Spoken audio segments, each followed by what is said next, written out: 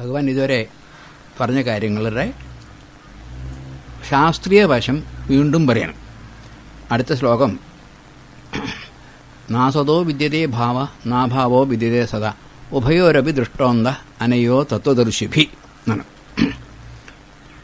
എന്താ ഇവിടെ പറയണമെന്ന് വെച്ചാൽ, ഉള്ളതിന് ഇല്ലായ്മ എന്നത് ഒരിക്കലും ഉണ്ടാവില്ല, ഇല്ലാത്തതിന് ഉണ്മയും ഉണ്ടാവില്ല.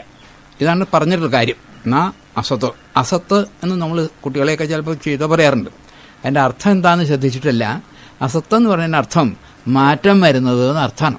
ഇപ്പോൾ കുട്ടിയോട് പഠിക്കാൻ പറഞ്ഞിട്ട് ആ പഠിക്കാണ്ട് അവൻ കളിക്കാൻ പോകുമ്പോൾ എടാ അസത്തേ എന്ന് പറയുന്ന അർത്ഥം നീ പറഞ്ഞത് മാതിരി നടക്കണില്ലല്ലോ എന്ന അർത്ഥമാണ്. നമ്മളതൊരു ചീത്ത ആണെന്ന ധാരണയാണ്, അതിൻ്റെ അർത്ഥമൊന്നും മനസ്സിലാക്കിയിട്ടല്ലോ. അപ്പോൾ അസത്ത് എന്ന് പറഞ്ഞാൽ മാറ്റം വരുന്നത്. അങ്ങനെ നോക്കിയാൽ ഈ പ്രപഞ്ചം മുഴുവനും മാറ്റം വരുന്നത്. കാരണം മാറ്റം വന്നിട്ടില്ലെങ്കിൽ നമുക്ക് ഇവിടെ ജീവിക്കാൻ പറ്റില്ല. വളർച്ച എന്നൊന്ന് വേണമല്ലോ. വളർച്ച ഉണ്ടാകുമ്പോൾ തളർച്ചയുണ്ടാവും, അത് കൂടാതെ കഴിയില്ല. അതൊക്കെ ശാസ്ത്രമാണ്, അതായി പറഞ്ഞു വരുന്നത്. മറ്റത് ഇത് രണ്ടും വേണമെങ്കിൽ മാറാത്ത ഒന്നുണ്ടാവണം, എന്നാലേ മാറ്റം വയ്ക്കൂ. ശരിക്കും പറഞ്ഞാൽ ഭഗവത്ഗീത അങ്ങേയറ്റത്തെ ഫിസിക്സാണ്. ഫിസിക്സിൻ്റെ അപ്പുറത്ത് ഫിസിക്സൊക്കെ ഭൗതികമാണ്. ആ ഭൗതികത്തിന് നിലനിൽക്കണമെങ്കിൽ അധ്യാത്മത്തിലേ വയ്ക്കൂ. ഭൗതികം എന്ന് പറയുമ്പോൾ തന്നെ മാറ്റം വരുന്നതാണല്ലോ. അധ്യാത്മം വെച്ചാൽ മാറ്റം വരാത്തതുമാണ്. ആ മാറ്റം വരാത്തത് അങ്ങനെ ഒന്ന്, അത് പൂർണ്ണമാണ്. അതിനെയാണ് നമ്മൾ പാരമാർത്ഥിക സത്യം എന്നൊക്കെ പറയണത്.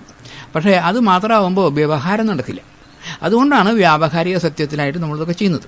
അപ്പോൾ നാസതോ വിദ്യതേ ഭാവ, അസത്ത് അല്ലെങ്കിൽ മാറ്റം വരുന്നതിന് മാറ്റം വരാത്ത ഒരു സന്ദർഭം അല്ലെങ്കിൽ ഒരു സ്ഥിതി ഒരിക്കലും ഉണ്ടാവില്ല. അതുമാതിരി നാഭാവോ വിദ്യതേ അസത, ഏതിന് അസത്ത് ആണ്. സത്ത അതിന് മാറ്റം വരില്ല, അസത്ത അവന് മാറ്റം വരാണ്ടിയും ഇരിക്കില്ല. ഇതൊക്കെ നിയമമാണ്, ഇതിൽ യാതൊരു നിർത്തില്ല. അപ്പം നമ്മൾ ഈ ശരീരം എന്ന് പറയുന്നത് അസത്താണ്. കാരണം തുടക്കം മുതൽക്ക് അവസാനം വരെ മാറ്റം വന്നുകൊണ്ടിരിക്കുക. ഈ മാറ്റം വരുന്നത് നമ്മൾ കാണുന്നുമുണ്ട്, നമ്മൾ അനുഭവിക്കുന്നുണ്ട്. എൻ്റെ കുട്ടിക്കാലം, എൻ്റെ ചെറുപ്പം എന്നൊക്കെ നമുക്ക് പറയാൻ സാധിക്കുന്നുണ്ട്. അതുമാതിരി എൻ്റെ ബുദ്ധി മുമ്പ് എങ്ങനെയായിരുന്നു, ഇപ്പം എങ്ങനെയാണ്, എൻ്റെ മനസ്സ് അങ്ങനെയായിരുന്നു. അപ്പോൾ ഇതിനൊക്കെ മാറ്റം വന്നത് നമ്മൾ അറിയുന്നുണ്ട്. അപ്പോൾ ആരാത് അറിയണത്? അത് ഈ മാറ്റാവാൻ വയ്യല്ലോ. അതിനെ അറിയണ ഒരാൾ വേറെ ഉണ്ട്, അല്ലേ സാധിക്കുള്ളൂ. രണ്ടും കൂടി പറ്റില്ല. അപ്പം അതാരാ?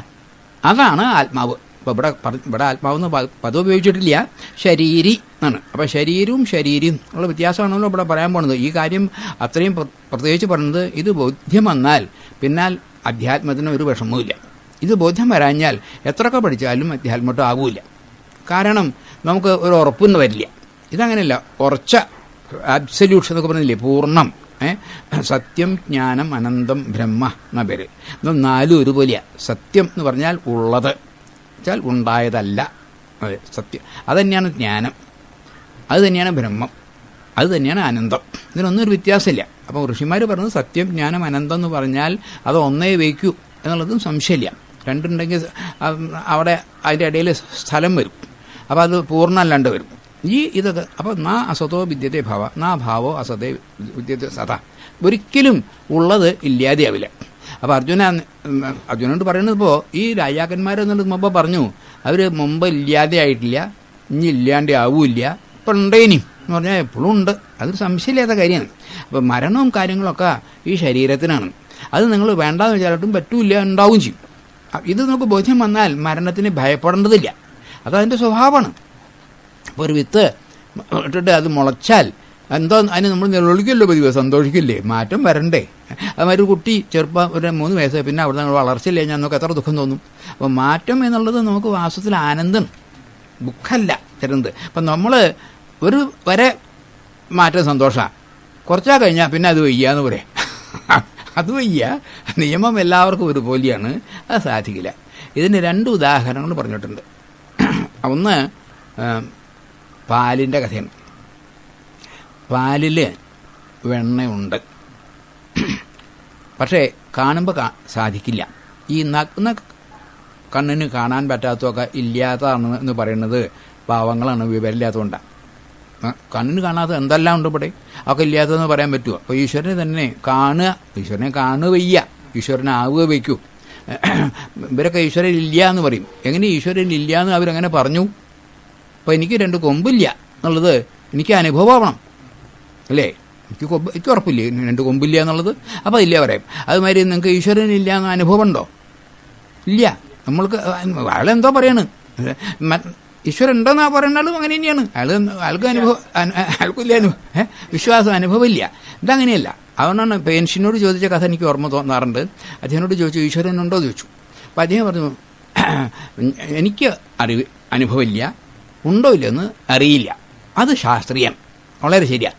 അദ്ദേഹത്തിന് അനുഭവമില്ല, വളരെ ശരി. പക്ഷെ ഉണ്ടോ ഇല്ല എന്ന് എങ്ങനെ പറയും? അത് പറയാൻ സാധിക്കില്ല. ഇത് ശാസ്ത്രീയമാണ്. ഇപ്പം ഇവിടെ അങ്ങനെയല്ല, ഞാൻ കണ്ടിട്ടില്ല അതുകൊണ്ട് ഈശ്വരനില്ല എന്ന് പറയണത് ഒരു തരം പറഞ്ഞാൽ വിവരക്കേടെന്ന് പറയണം. പാവങ്ങളാണ് അവർ, നമുക്ക് സഹതാപേ തോന്നാവും. ഇതാ ഇവിടെ. അപ്പോൾ ഇവിടെ പാലിൽ വെണ്ണ ഉണ്ടോ എന്നുള്ളത് സാധിക്കുമോ എന്ന് ചോദിച്ചപ്പോൾ കടഞ്ഞു നോക്കൂ, അപ്പോൾ പാലിൽ നിന്ന് വെണ്ണ കിട്ടും, സംശയമില്ല. ഒരു ചെറിയൊരു ഉദാഹരണം പറയാണ്ട്, ഒരു മഹാത്മാവരുടെ ഈശ്വരനുണ്ടോ ചോദിച്ചു, ഉണ്ടോ പറയും. എവിടെയാണ് അങ്ങനെ കാണിച്ചു തരാൻ പറ്റില്ല, അത് നിങ്ങൾക്ക് സ്വയം അനുഭവമാവേ വയ്ക്കു പറഞ്ഞു. ഒരു ദിവസം അദ്ദേഹത്തിനെ ഇവർ ക്ഷണിച്ചു വരുത്തി, കുറച്ച് ദാഹിക്കുന്നു പറഞ്ഞപ്പോൾ പാല് കൊടുത്തു. അപ്പോൾ അദ്ദേഹം ഇങ്ങനെ കൈകൊണ്ട് ഇങ്ങനെ ഇളക്കുക.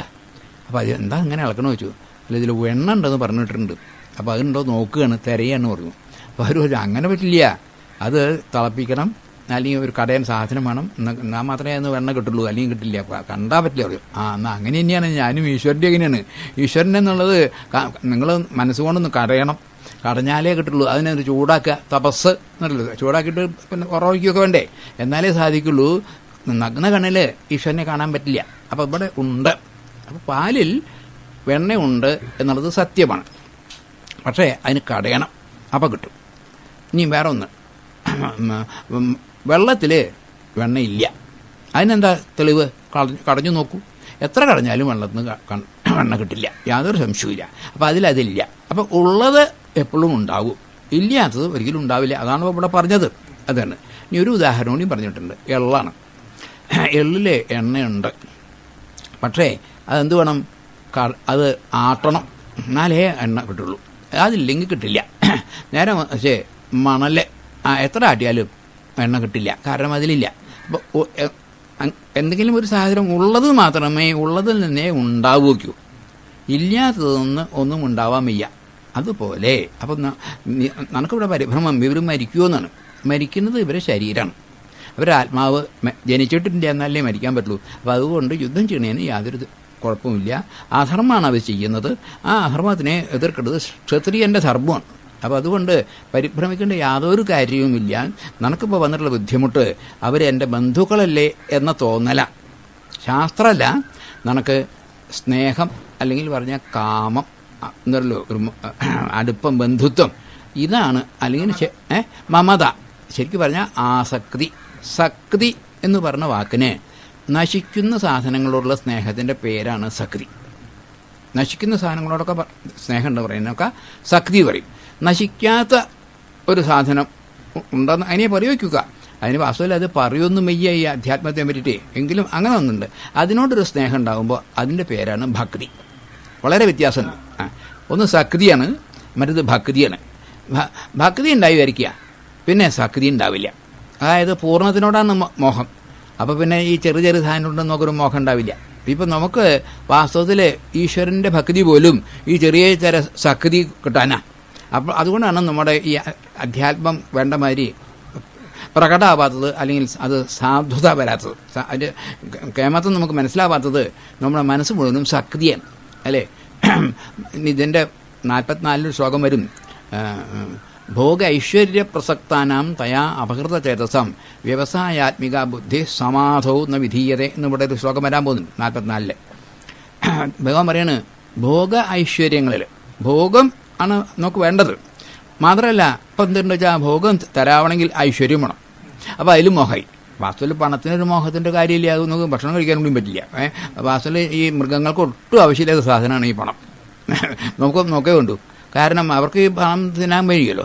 നമ്മൾ ആ പണം കൊടുത്താൽ ഭക്ഷണ സാധനങ്ങളൊക്കെ ഇങ്ങോട്ട് മടക്കി തരും. ഇതൊരു അത്ഭുതം. വാസ്തവത്തിൽ മൃഗങ്ങളെക്കാട്ടിലും വിഡ്ഢികളാണ് നമ്മളെന്ന് പറയേണ്ടി വരും. മൃഗങ്ങൾ ഒരു 2 അപ്പം ഉണ്ടായിരിക്കുക, 10 റുപ്യ തന്നാൽ പട്ടി അത് ഇങ്ങോട്ട് തരാൻ അവനെ കൂട്ടാക്കില്ല, അത് തട്ടുള്ളൂ, അപ്പം തിന്നുള്ളൂ.